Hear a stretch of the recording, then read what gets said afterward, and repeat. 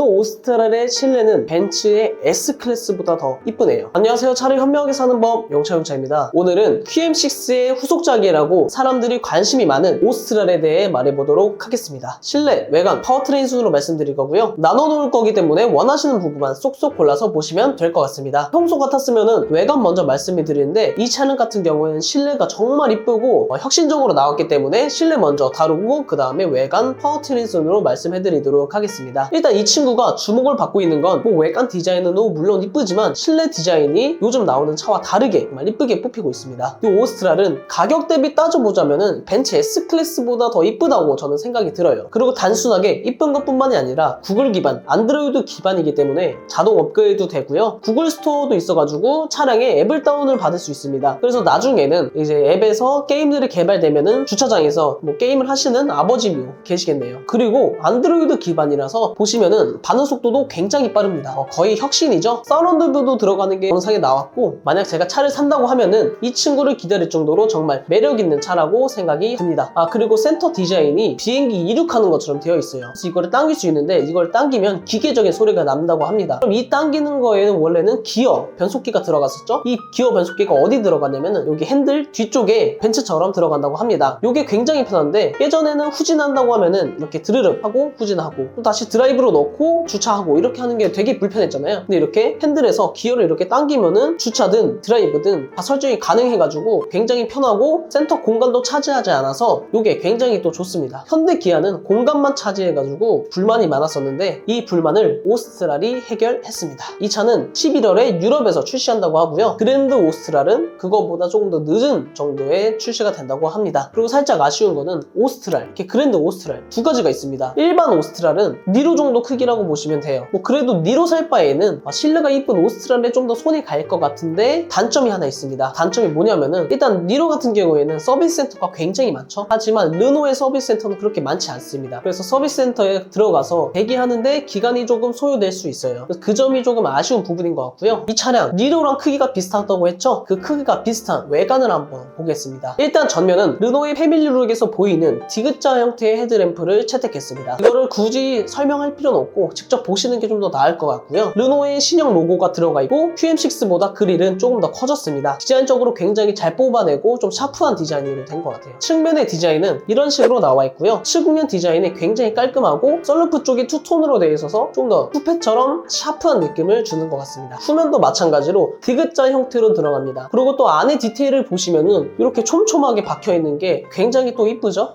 니로처럼 깔끔하게 그냥 이렇게 세로로 나오는 것도 괜찮을 것 같은데 후면은 좀 옆으로 뚱뚱하다 보니까 가로도 괜찮은 것 같습니다. 전장은 4510mm로 니로보다 90mm 좀 더 크고요. 니로랑 비슷한 크기라고 보시면 될 것 같습니다. 그럼 이제 여기서 의문이실 건데, 아니 아까 처음에는 QM6의 후속이라고 하지 않았냐? 근데 니로랑 비슷하면 후속이 아니지 않느냐? 이렇게 여쭤보실 수 있어요. 그래서 아까 영상 중간에 말했다시피 오스트랄, 그랜드 오스트랄 이렇게 두 가지 나온다고 했죠? QM6의 후속작은 그랜드 오스트랄 이 녀석입니다. 그랜드 오스트랄은 일반 오스트랄인 4510mm에서 200mm 증가해서 4710mm로 QM6보다 전장은 좀 더 길어집니다. 그래서 QM6의 후속작은 그랜드 오스트랄이라고 보시면 됩니다. 간단하죠? 그리고 오스트랄은 벤츠 S클래스처럼 후륜 조향 5도가 탑재된다고 합니다. 이거는 벤츠처럼 구독하면은 후륜 조향을 껴주거나 그런 것만 아니면 좋겠네요. 다음은 파워트레인입니다. 1.2L 3기통 가솔린 터보, 1.3L 4기통 가솔린 터보로 나오고요. 둘 다 48V 마일드 하이브리드가 적용되었습니다. 하이브리드 모델 같은 경우에는 1.2L 가솔린 터보고요. 무려 마력은 200마력 정도 되고요. 유럽 기준 연비는 21.7 정도 된다고 합니다. CC도 작아서 세금도 좀 덜 내고 마일드 하이브리드에 터보까지 달려있어가지고 출력 면에서는 문제가 없을 것 같습니다. 연비도 상당히 괜찮게 나올 듯 합니다. 그래서 가성비 차량으로는 정말 좋을 듯 합니다. 옵션적으로도 좀 좋은 게 32개의 ADAS가 장착되어 있다고 합니다. 이 ADAS는 간단하게 운전 보조 기능이라고 생각하시면 돼요. 그래서 어댑티브 크루즈 컨트롤, 정차도 되고요. 재출발도 가능하고 차선 이탈 방지, 그리고 후진할 때 뒤에 차량 부딪힐 것 같으면 자동으로 멈춰주는 기능 등등 운전자의 안전에 대한 보조 방지 기능은 32기가 달려있다고 합니다. 물론 이거는 뻥튀기 느낌이긴 한데 그래도 어쨌든 많이 달려있다는 거니까 초보 운전자분들한테는 서라운드뷰도 있고 이런 운전 보조 기능도 많이 탑재되어 있어가지고 첫 차로도 좋을 것 같습니다. 이렇게 기능도 많고 옵션도 좋고 실내도 이뻐가지고 개인적으로 정말 기대가 많이 되는 차량이고요. 11월에 유럽에서 출시를 한다고 하니까 국내에는 과연 언제 들어올지 되게 좀 궁금하네요. 아직 그거에 대한 정보가 없어가지고 영상에는 자세하게 못 담아드리는데 출시 정보가 나온다면은 영상으로 바로 찍어서 정보 올려드리도록 하겠습니다. 그러니까 구독이랑 좋아요 해주시면은 최신 자동차 정보를 빠르게 받을 수 있습니다. 오늘 영상은 여기까지고요. 다음에도 좀 더 유익한 영상으로 찾아뵙겠습니다. 감사합니다.